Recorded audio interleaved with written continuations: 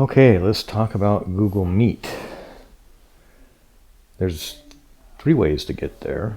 One would be to click on the bookmark that's on the bookmarks if you follow the instructions to import bookmarks.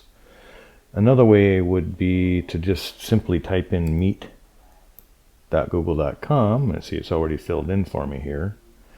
Another way would be to start a new tab and then click on the waffle and choose Meet. So here we are.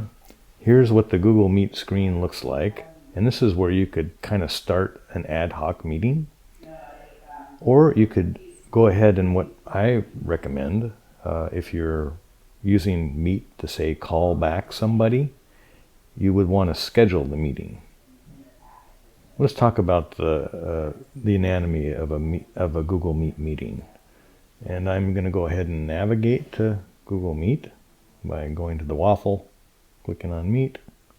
Of course, I could do Meet up here, or I could type in meet.google.com. I'm just going to go ahead and start an instant meeting just to kind of show you.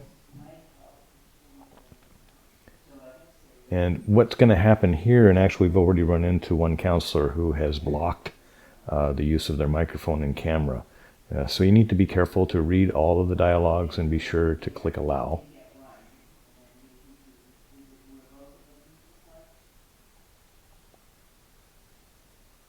And then notice here's my video that comes through. And if I want to block the video, if I don't want my video to go, all I have to do is click on the camera down here at the bottom. Of course, you want to make sure that the microphone is not muted, but this is where the microphone is muted. So that's the anatomy of a meeting, and the meeting ID is right here after the meet.google.com, just after the slash. And if you put that in after meet.google.com, like you can be talking to someone, say one of the counselors or something. Oh, I'm in a meet already.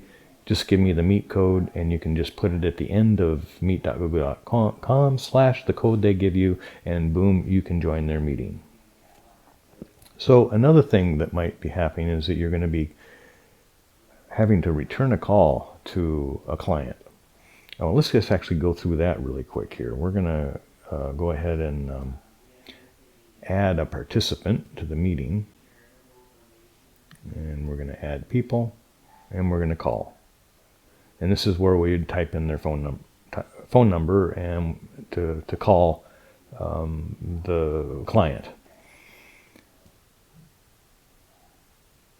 So if we were to schedule a meeting, which is probably recommended because again, you can either schedule them to call you back, or you can schedule to call them again at a certain time. But anytime that involves anything that involves scheduling, you want to be sure to involve the calendar as well. And there is a calendar that's part of your account.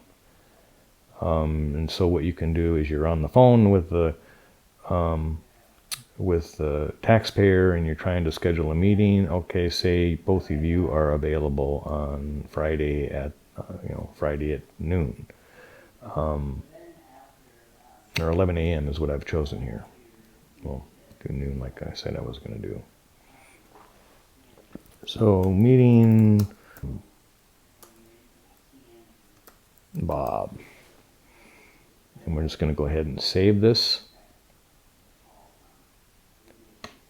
And then once the meeting is created, we just have to edit it. We make sure that we add Google Meet, and then what we give them is the number to dial, which is again always on taxaidesgadget.org. You can find the 617-675-4444 number, but for somebody to come back to this meeting, they call that number and then they dial in this code right here, followed by the pound sign, and that will get them into this meeting that we'll save it, of course, here. So this meeting tomorrow, when noon rolls around, all you have to do is go to your calendar and fire up the meeting. And then if that client calls you or you call them, however you decide to do it, if they call you, they need to use that 617, and then they'll just come into the meeting.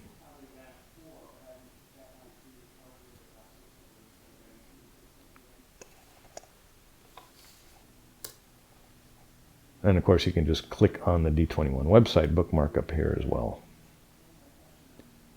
But the phone number they're dialing is this one here, 617-675-4444.